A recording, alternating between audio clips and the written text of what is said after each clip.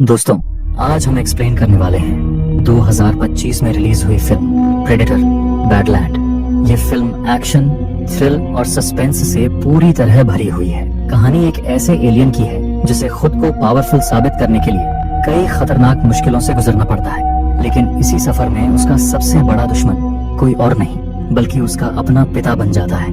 अब सवाल यह है, क्या यह एलियन खुद को साबित कर पाएगा या फिर उसके सामने ऐसी खतरनाक स्थिति आ जाएगी जहां उसे अपनी जान तक गंवानी पड़ सकती है? इसका जवाब जानने के लिए वीडियो को आखिर तक जरूर देखिए। तो मूवी की शुरुआत में हम योरजा प्राइम नाम के एक प्लेनेट को देखते हैं, लेकिन यह कोई आम प्लेनेट नहीं है। यहाँ रहने वाले एलियंस को प्रेडेटर कहा जाता है। इस प्रजाति का एक बहुत ही सख्त नियम था। यहाँ कमजोर प्रेडेटर को जीने का कोई हक नहीं होता। इस प्लेनेट पर कमजोरों के लिए कोई जगह नहीं है, फिर चाहे वो राजा का बेटा ही क्यों ना हो। अगर कोई प्रेडेटर अपनी काबिलियत साबित नहीं कर पाता तो उसे उसके अपने ही कबीले के लोग मार देते हैं। अब इस मूवी का मेन कैरेक्टर यानी डेक एक कमजोर प्रेडेटर था। दरअसल डेक अपने कबीले के राजा नजौर का बेटा था, लेकिन उसकी कमजोरी की वजह से नजौर उसे अपना बेटा मानने को तैयार नहीं था। इसी शर्मिंदगी और गुस्से में आकर राजा अपने दूसरे बेटे यानी खुई को डेक को मारने का आदेश देता है। इसके बाद खुई डेक को ढूंढ निकालता है और उस पर हमला कर देता है। अपने भाई के वार का डेक भी पूरी ताकत से जवाब दे रहा था, लेकिन क्वी उससे काफी पावरफुल था। वो इनविजिबल होकर डेक पर हमला करने लगता है, जबकि डेक के पास इनविजिबल होने की पावर नहीं थी, क्योंकि ये पावर सिर्फ ताकतवर प्रेडेटर्स को ही दी जाती थी। काफी देर तक चली इस लड़ाई के बाद आखिरकार डेक क्वे से हार गया, लेकिन इसके बावजूद क्वे ने उसे जान से नहीं मारा। दरअसल क्वे अपने भाई डेक को मारना नहीं चाहता था। वो उसे तैयार कर रहा था ताकि डेक अपने फादर के सामने अपनी काबिलियत साबित कर सके। जब क्वे को लगा कि डेक अब तैयार हो चुका है तो वो उसे अपने स्पेसशिप पर लेकर आता है, जहाँ स्पेसशिप में कई सारे खतरनाक हथियार मौजूद थे। क्वे डेक से कहता है कि अब तुम्हारी ट्रेनिंग पूरी हो चुकी है, अब तुम्हें जेना प्लेनेट पर जाकर कलिस्क नाम के मॉन्स्टर का गला काट कर लाना होगा। कलिस्क कोई मामूली मॉन्स्टर नहीं है। आज तक बड़े से बड़ा प्रेडेटर भी उसे मार नहीं पाया। उसका नाम सुनते ही सारे प्रेडेटर्स कांप उठते हैं, यहाँ तक कि हमारे फादर यानी कबीले के राजा नजौर भी कलिस्क से डरते हैं। उस मॉन्स्टर को मारना उनके बस की बात भी नहीं थी। कोई कहता है कलिस्ट यूनिवर्स का सबसे पावरफुल जीव है। अगर तुम कलिस्क का सिर लेकर लौट आए तो पूरा कबीला तुम्हारे आगे सिर झुका देगा और फादर भी तुम्हारी सजा माफ कर देंगे। जिस पर डेक भी ठान लेता है कि वो उस मॉन्स्टर का सिर लाकर खुद को साबित करेगा। अभी ये दोनों बात कर ही रहे थे कि तभी वहाँ उनके फादर यानी नजौर आ जाते हैं। डेक को जिंदा देखकर नजौर क्वेई पर भड़क उठता है, क्योंकि उसने क्वेई को डेक को मारने के लिए ही यहाँ भेजा था। तभी क्वेई अपने फादर से कहता है कि हमें डेक को एक आखिरी मौका देना चाहिए। आखिरकार वो आपका बेटा है। लेकिन नजौर साफ कह देता है कि वो इस कमजोर प्रेडेटर को अपनी औलाद नहीं मानता। उसके मुताबिक डेक सिर्फ मरने के ही लायक था। इतना कहते ही नजौर अपनी पावर से डेक को बंदी बना लेता है और क्वेई को आदेश देता है कि वो उसका गला काट दे। अपने फादर की बात मानते हुए क्वेई आगे तो बढ़ता है, लेकिन वो डेक को नहीं मारता। उल्टा वो उसे आजाद करके स्पेस शिप में धकेल देता है और अपने हाथ में लगे कंट्रोल से शिप को लॉक कर देता है। क्वेई की इस हरकत से नजौर आग बबूला हो जाता है और गुस्से में आकर वो क्वेई को बेरहमी से मारने लगता है। इसी दौरान क्वेई का एक हाथ कट जाता है। ये सब देखकर डेक को अंदर से बहुत बुरा लग रहा था, क्योंकि ये सब उसी की वजह से हो रहा था। अब क्वेई के सामने दो रास्ते थे, या तो वो अपनी तलवार उठाकर अपने फादर से लड़े या फिर कटे हुए हाथ में लगे कंट्रोल से शिप को लॉन्च करे। लेकिन क्वेई खुद को बचाने के बजाय डेक को बचाने के बारे में सोचता है। इसी बीच नंजौर अपनी तलवार क्वेई के आर पार कर देता है, लेकिन इसके बावजूद क्वेई हिम्मत नहीं हारता और आखिरकार उस बटन को दबा देता है, जिससे अब वो शिप लॉन्च होने लगती है। तभी नंजौर क्वेई को पकड़कर उसका गला काट देता है और वहीं पर क्वेई की मौत हो जाती है। फिर काफी लंबे सफर के बाद डेक आखिरकार जेना प्लेनेट तक पहुंच जाता है, लेकिन प्लेनेट पर लैंड होने से पहले ही उसकी स्पेस शिप बुरी तरह डैमेज हो जाती है। अब क्रैश लैंडिंग से बचने के लिए डेक अपनी सीट को इजेक्ट कर देता है और किसी तरह खुद को संभालते हुए उस प्लेनेट पर लैंड करता है।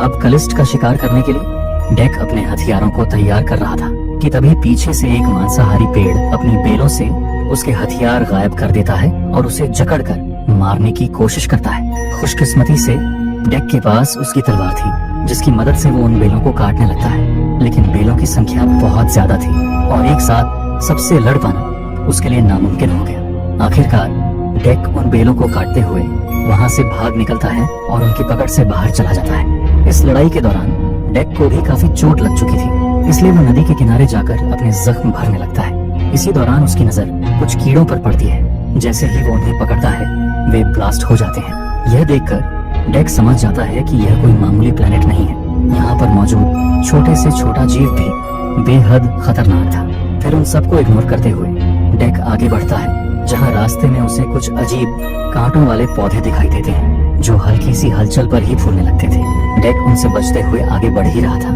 कि तभी उसे पेड़ों में जकड़ी हुई एक लड़की दिखती है जो उससे मदद की गुहार लगा रही थी। लेकिन डेक उस पर ज्यादा ध्यान नहीं देता और आगे बढ़ने लगता है। तभी अचानक आसमान से एक ड्रैगन आता है और उन कांटों वाले पौधों पर पत्थर फेंकता है। पत्थर की हलचल से एक पौधा फट पड़ता है और उसके नुकीले कांटे चारों तरफ फैल जाते हैं, जिस पर वो लड़की डेक को बताती है कि ये कोई मामूली कांटे नहीं है, बल्कि जहरीले कांटे हैं जो अगर तुम्हें एक बार लग गए तो तुम बेहोश हो जाओगे। दरअसल यह उस ड्रैगन की चाल थी। वो जानबूझकर उन पौधों पर पत्थर फेंक रहा था ताकि उसके कांटे डेक को चुभे और वो बेहोश हो जाए। वो ड्रैगन इसी तरह अपने शिकार को बेहोश करके उस पर हमला किया करता है। डेक अभी यह सब समझ ही रहा था कि तभी एक बार फिर ड्रैगन आसमान से आता है और उन पौधों पर कई पत्थर फेंक देता है, जिससे सारे पौधे फटने लगते हैं और उन्हीं में से एक जहरीला कांटा डेक को चुभ जाता है। अब धीरे धीरे डेक पर बेहोशी छाने लगती है, जिस पर वो लड़की कहती है कि मैं तुम्हें बचा सकती है, लेकिन मुझे यहाँ से आजाद होने के लिए एक हथियार की जरूरत पड़ेगी। अब बेहोश होने से ठीक पहले डेक अपना एक वेपन निकालकर उसकी तरफ फेंक देता है। उधर डेक को बेहोश पड़ा देखकर ड्रैगन उसकी ओर बढ़ने लगता है, लेकिन इससे पहले कि वो उसे कुछ कर पाता कि तभी वो लड़की वहाँ आकर उस ड्रैगन को मार गिराती है। कुछ देर बाद जब डेक को होश आता है तो सामने उस लड़की को देखकर वो काफी हैरान रह जाता है, क्योंकि उस लड़की का आधा शरीर टूटा हुआ था। इस पर वो लड़की बताती है कि उसका नाम थिया है और वो कोई इंसान नहीं बल्कि वेलैंड यूटानी कॉर्पोरेशन द्वारा बनाई गई एक एंड्रॉइड यानी रोबोट थी। थिया आगे बताती है कि कंपनी ने उसे और उसकी बहन टेसा को एक रोबोट टीम के साथ इस प्लेनेट पर रिसर्च के लिए भेजा है। वे पिछले 2 साल से इसी प्लेनेट पर रिसर्च कर रहे थे। डेक के पूछने पर थिया बताती है कि उसकी यह हालत कलिस्क की वजह से हुई है। कुछ दिन पहले उसका और उसकी टीम का सामना कलिस्क से हुआ था, जिसमें उसकी आधी बॉडी टूट गई और उसकी बहन टेसा भी बुरी तरह डैमेज हो गई थी। थिया आगे बताती है कि वो खुद को रिपेयर कर पाती, उससे पहले ही वो ड्रैगन उसे इंसान समझकर यहाँ ले आया, और जब वो मेरी मेटल बॉडी को खा नहीं पाया तो उसने मुझे झाड़ियों में फेंक दिया और मैं वहीं पर फंस गई। थिया उससे कहती है कि मुझे पता है तुम यहाँ कलिस्क का शिकार करने आए हो। तुमसे पहले भी यहाँ कई सारे प्रेडेटर आ चुके हैं, लेकिन सब कलिस्क के हाथों बुरी तरह मारे गए। थिया कहती है कि अगर डेक चाहे तो वो उसे कलिस्क तक पहुंचा सकती थी, लेकिन तुम्हें बदले में मुझे मेरे कैंप तक ले जाना होगा, क्योंकि वहीं उसकी बॉडी का आधा हिस्सा मौजूद था जिसे वो दोबारा खुद से जोड़ना चाहती थी। शुरुआत में डेक इस बात से मना कर देता है, लेकिन वो इस प्लेनेट पर बिल्कुल अनजान था, इसलिए ना चाहते हुए भी उसे थिया की मदद लेनी पड़ती है। इसके बाद डेक थिया को उठाकर आगे बढ़ता है। थिया उसे रास्ता बता रही थी और वो आगे बढ़ रहा था, लेकिन थिया को उठाकर चलना आसान नहीं था, इसलिए डेक उसे बेलों की मदद से अपनी पीठ पर बांध लेता है।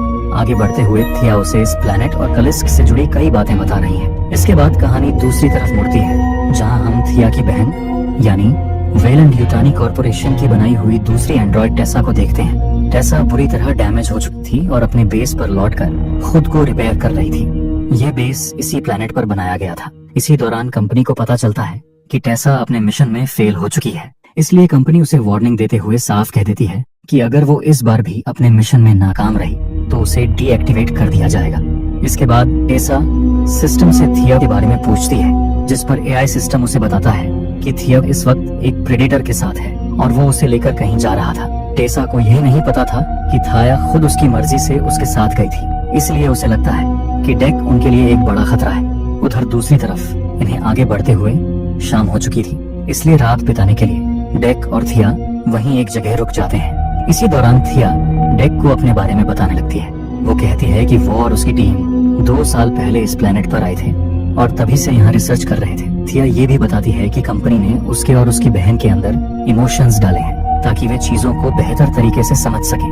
लेकिन थिया की बातें सुनते सुनते डेक की आंख लग जाती है। सुबह होते ही दोनों फिर से अपना सफर शुरू कर देते हैं। एक खुले घास के मैदान में पहुंच जाते हैं। तभी थिया बताती है कि यह कोई मामूली घास नहीं है, बल्कि कटीली घास है। इसकी धार इतनी तेज थी कि कोई भी इसे पार नहीं कर सकता था। इसी दौरान डेक देखता है कि हाथी जैसा दिखने वाला एक बड़ा क्रिएचर इस घास को आराम से खा रहा था। थिया बताती है कि इस जीव का नाम बिसन है, जो गुस्से में आ जाए तो किसी को भी कच्चा चबा सकता था। अभी ये दोनों बातें कर ही रहे थे कि तभी वहाँ अचानक एक बंदर आ जाता है। लेकिन थिया को भी उस बंदर के बारे पता नहीं था। उसने भी इस बंदर को 2 साल में पहली बार देखा था।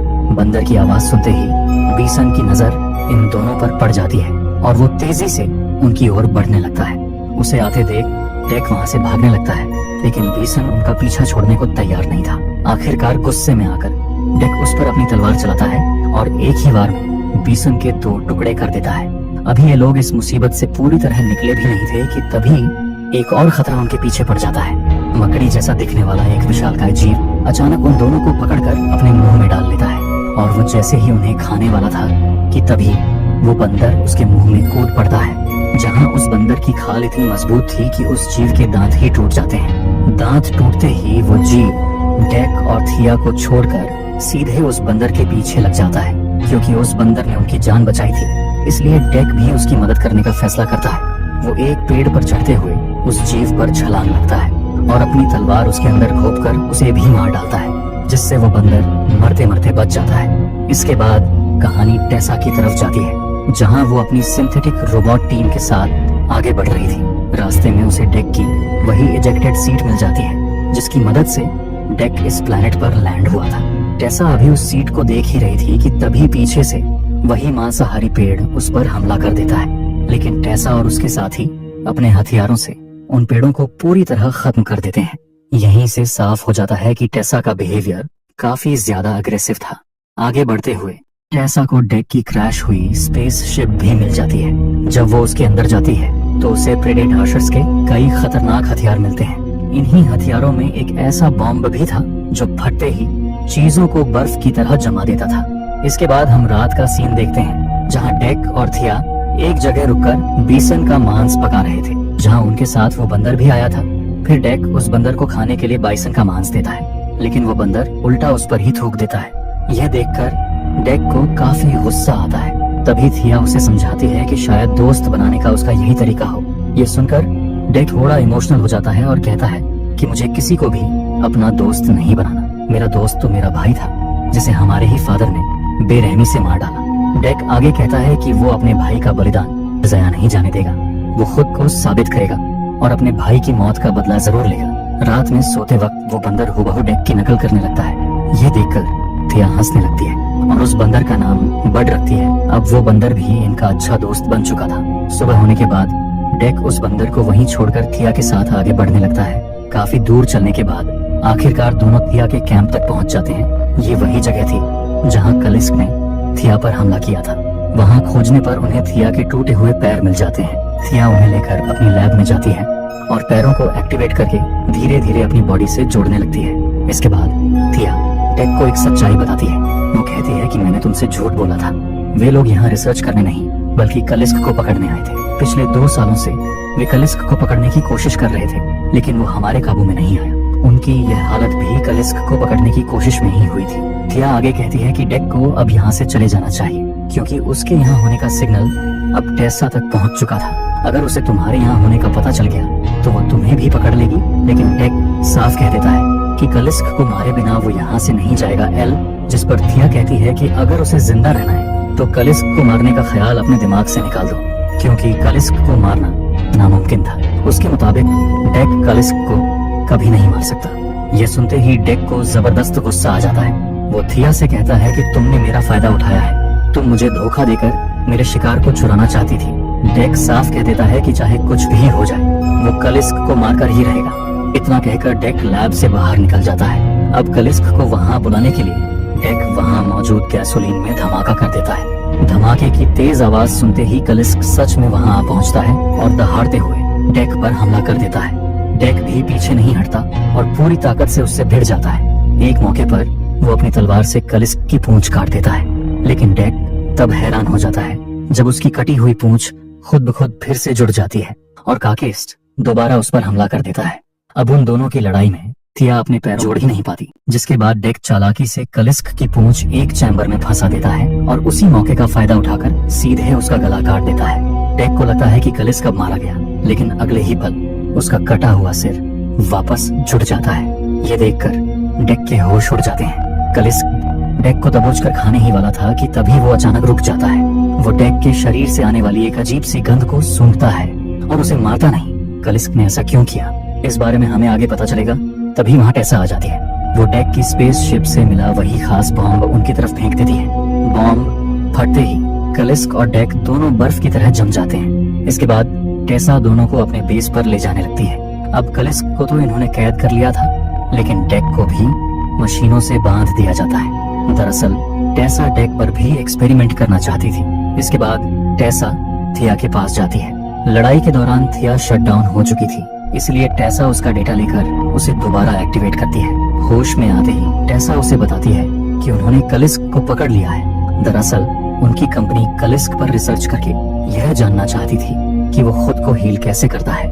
अगर यह रहस्य समझ में आ गया तो इंसानों का भविष्य पूरी तरह बदल सकता था। फिर टेसा डेक को शॉक देकर उसे टॉर्चर करने लगती है। यह देखकर थिया उसे ऐसा करने से रोकती है, लेकिन जब टेसा उसकी बात नहीं मानती तो थिया खुद ही उस मशीन को बंद कर देती है। थिया कहती है कि जब वो मुसीबत में थी तब डेक ने उसकी जान बचाई थी। डेक बाकी प्रेडिटेटर्स की तरह नहीं है, बल्कि वो एक अच्छा प्रेडिटर है। थिया आगे कहती है कि उनका मिशन डेक को पकड़ना नहीं, बल्कि कलिस्क को पकड़ना था, जो अब पकड़ा जा चुका है, तो डेक को छोड़ दो। ये सुनते ही टेसा को जबरदस्त गुस्सा आ जाता है। वो थिया से कहती है कि हमें तुमसे जो डेटा चाहिए था वो हमने ले लिया है, अब तुम्हारी हमें कोई जरूरत नहीं। इसके बाद टेसा अपने सिंथेटिक रोबोट्स को बुलाती है और उन्हें आदेश देती है, डेक को तड़पाकर उससे उसके हथियारों की पूरी जानकारी निकालो और उसके बाद थिया को हमेशा के लिए डीएक्टिवेट कर दो। टेसा के जाने के बाद एक सिंथेटिक रोबोट उसके आदेश के मुताबिक डेक से वहां रखे हथियारों के बारे में पूछताछ शुरू कर देता है। इसी दौरान वो रोबोट वहीं रखा हुआ एक बॉम्ब उठा लेता है, जिसका रिमोट थिया के पास मौजूद था। यह देखते ही डेक थिया को इशारा करता है कि वो उस बटन दबा दे। जैसे ही थिया उस बटन को दबाती है, जिससे बॉम्ब के साथ वो सिंथेटिक रोबोट भी फट जाता है। बाकी सिंथेटिक रोबोट्स के वहां पहुंचने से पहले थिया डेक को आजाद कर देती है और शिप का दरवाजा खोलकर डेक को वहां से भगाती है। डेक भागते हुए सीधे नीचे झरने में गिर जाता है, जबकि ऊपर से टेसा बस उसे जाते हुए देखती रही थी। इसके बाद डेक पानी से बाहर निकलता है और किसी तरह अपनी स्पेसशिप तक पहुंचता है, जहां काफी कोशिशों के बाद वो शिप को रिपेयर करता है और अपने जख्मों का इलाज करता है। अब डेक थिया को बचाने के बारे में सोचने लगता है, लेकिन उसके सारे हथियार टेसा अपने साथ ले जा चुकी थी। इसलिए डेक उसी प्लेनेट पर मौजूद चीजों से नए हथियार बनाने लगता है। वो सबसे पहले उन कांटेदार घास को निकालता है, फिर उसने जिस हाथी जैसे दिखने वाले जीव का शिकार किया था उसके दांत निकालता है। इसके बाद वो पानी के पास रहने वाले खतरनाक जीवों को अपने पास रखता है और साथ ही कांटेदार पौधों और ब्लास्ट होने वाले कीड़ों को भी जमा कर लेता है। इसके बाद डेक उस लैब की ओर बढ़ता है जहां थिया के पैर थे। तभी उसकी नजर उस बर्ड पर पड़ती है जो कलिस्क के पैरों के निशान के पास उदास होकर बैठा था, जिससे डेक समझ जाता है कि यह लोग जिसे बंदर समझ रहे थे वो तो असल में कलिस्ट का बच्चा था। पिछली रात वो बच्चा डेक के साथ ही था, इसी वजह से उसकी गंध डेक पर लग चुकी थी और यही वजह थी कि कलिस्क ने मौका होने के बावजूद डेक को नहीं मारा। अब जैसे उस बच्चे ने दोस्त बनाने के लिए डेक पर थूका था, वैसे ही डेक भी उस पर थूक देता है और उसे अपना दोस्त बना लेता है। इसके बाद डेक लैब में जाता है और जैसे ही थाया के पैरों को एक्टिवेट करता है, वे पैर अपने आप थाया की लोकेशन की ओर बढ़ने लगते हैं। डेक और बड मिलकर उन पैरों का पीछा करने लगते हैं, जहां पीछा करते हुए यह लोग उनके बेस पर पहुंचते हैं। बेस में घुसते ही डेक सिंथेटिक रोबोट्स पर हमला कर देता है। अपने बनाए हुए हथियारों की मदद से वह एक एक करके सारे रोबोट्स को खत्म कर देता है। इस लड़ाई में बड भी डेक की पूरी मदद कर रहा था।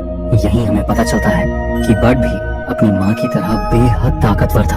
अब थिया के पैर उस तक पहुंच जाते हैं, लेकिन तभी दो सिंथेटिक रोबोट्स उन पैरों को देख लेते हैं। लेकिन थिया के पैर अब उसकी कंट्रोल रेंज में आ चुके थे। वो अपने पैरों को कंट्रोल करते हुए उन दोनों सिंथेटिक रोबोट्स को मार गिराती है। इसके बाद थिया अपने पैरों को आखिरकार अपनी बॉडी से जोड़ लेती है। उसी वक्त वहाँ डेक भी पहुंच जाता है। जब थिया को पता चलता है कि डेक उसे बचाने आया है तो उसे अंदर से बहुत अच्छा लगता है। इसके बाद डेक उससे कहता है कि अब उन्हें कलिस्क को छुड़ाना होगा। यह सुनकर थिया हैरान हो जाती है और पूछती है कि क्या वो अभी भी कलिस्क को मारना चाहता है। इस पर डेक कहता है कि वो अब कलिस्क को मारना नहीं चाहता। वो थिया को पूरी सच्चाई बताता है कि जिसे वह बंदर समझ रहे थे वो असल में कलिस्क का बच्चा था। डेक कहता है कि उस बच्चे के लिए उन्हें कलिस्क को जिंदा बाहर निकालना होगा। यह सुनकर थिया भी उसकी बात मान जाती है। वहीं बाहर टेसा कलिस्ट को धरती पर ले जाने की तैयारी कर रही थी, लेकिन उसी वक्त डेक जानबूझकर इमरजेंसी अलार्म बजा देता है। अलार्म बजते ही बाहर खड़े सिंथेटिक रोबोट्स अलर्ट हो जाते हैं और तेजी से आगे बढ़ने लगते हैं। टेसा तुरंत समझ जाती है कि यह सब जरूर डेक की चाल होगी, इसलिए वो किसी चीज का इंतजाम करने के लिए चली जाती है। इधर आगे बढ़ते हुए सिंथेटिक रोबोट्स को डेक एक जगह बैठा हुआ दिखाई देता है। उसे देखकर वे उसकी ओर बढ़ते हैं, लेकिन उन्हें क्या पता था कि डेक उनके लिए पहले ही जाल बिछाकर बैठा था। अचानक जमीन में छुपाए गए वो कीड़े एक के बाद एक ब्लास्ट होने लगते हैं। तेज धमाकों के साथ सिंथेटिक रोबोट्स एक एक करके खत्म हो जाते हैं। तभी टेसा एक भारी भरकम रोबोट सूट में बैठकर वहां पहुंचती है और सीधे डेक पर टूट पड़ती है। वो रोबोट सूट काफी ज्यादा एडवांस था, जबकि डेक के पास उस वक्त कोई हथियार नहीं था, जिस वजह से वो उस रोबोट के सामने कमजोर पड़ रहा था। इधर इस अफरा तफरी के बीच थिया मौका देखकर कलिस्ट को आजाद करने लगती है, लेकिन तभी वहाँ एक सिंथेटिक रोबोट आ जाता है। उसे देखकर थिया खुद को टेसा बताकर उससे बातें करने लगती है। शुरुआत में वो रोबोट धोखा खा जाता है, लेकिन जैसे ही उसकी नजर पीछे खड़े बड पर पड़ती है, उसे शक होने लगता है। वो कुछ समझ पाता उससे पहले ही थिया उसे मार डालती है और कालिस्ट को आजाद कर देती है। वहीं दूसरी तरफ अब टेसा डेक को मारने ही वाली थी, लेकिन ठीक उसी पल वहाँ कलिस्ट आ जाता है और सीधे टेसा के रोबोट सूट पर हमला करता है। एक के बाद एक जोरदार वार में उस रोबोट को पूरी तरह तोड़ डालता है और आखिरकार में टेसा को ही जिंदा निगल लेता है। इसके बाद कलिस्ट अपने बच्चे से मिलता है। अपने बच्चे को देखकर वो बेहद खुश हो जाता है। वो डेक को भी अपना दुश्मन नहीं बल्कि दोस्त मानकर अपने साथ शामिल करता है, लेकिन तभी कलिस्ट को अपने अंदर कुछ अजीब सा महसूस होने लगता है। दरअसल टेसा कलिस्ट के पेट के अंदर अब भी जिंदा थी और उसी पल वो अंदर से ही वो बॉम्ब ब्लास्ट कर देती है और तेज धमाके के साथ कलिस्ट वहीं पर मारा जाता है। धमाके के बाद टेसा कलिस्ट के शरीर से बाहर निकलती है और सीधा थिया को मारने के लिए आगे बढ़ती है, लेकिन तभी पीछे से डेक आकर एक ही वार में टेसा को मार डालता है और अपना हथियार उससे छीन लेता है। वहीं गुस्से से भरा बड टेसा का सर उसके धड़ से अलग कर देता है। इसके बाद थिया कहती है कि अब जाकर तुम्हारा मिशन पूरा हुआ, लेकिन डेक कहता है कि मेरा आखिरी पड़ाव अभी बाकी है। इसके बाद डेक अपने प्लेनेट लौटता है और अपने पिता नजौर के सामने कलिस्ट की जगह टेसा का कटा हुआ सिर रख देता है और साबित करता है कि वो कोई कमजोर प्रीडेटर नहीं है। लेकिन नजौर को लगता है कि डेक किसी मामूली जीव का सिर दिखाकर उसे बेवकूफ बना रहा है। गुस्से में नजौर अपने सिपाहियों को डेक को मारने का आदेश देता है, मगर डेक एक ही झटके में सारे सिपाहियों को खत्म कर देता है। अब अपने भाई की मौत का बदला लेने के लिए डेक सीधा अपने पिता पर हमला करता है। नजौर भी उससे भिड़ जाता है और दोनों के बीच जबरदस्त लड़ाई शुरू हो जाती है। इस लड़ाई में डेक नजौर को काफी बुरी तरह घायल कर देता है, जहां अब खुद को कमजोर पड़ता देख नजौर इनविजिबल हो जाता है और छिपकर डेक पर हमला करने लगता है। इनविजिबल होने की वजह से अब नजौर डेक पर भारी पड़ने लगता है। इस पर डेक अपना दिमाग लगाता है और स्पेसशिप की मदद से आसपास की मिट्टी हवा में उड़ा देता है। जैसे ही मिट्टी हवा में फैलती है, अब मिट्टी लगने पर डेक को अपने फादर साफ दिखाई देने लगते हैं। मौका मिलते ही डेक उन पर हमला करके नजौर का हाथ उड़ा देता है, ठीक उसी तरह जैसे नजौर ने उसके भाई का हाथ काटा था।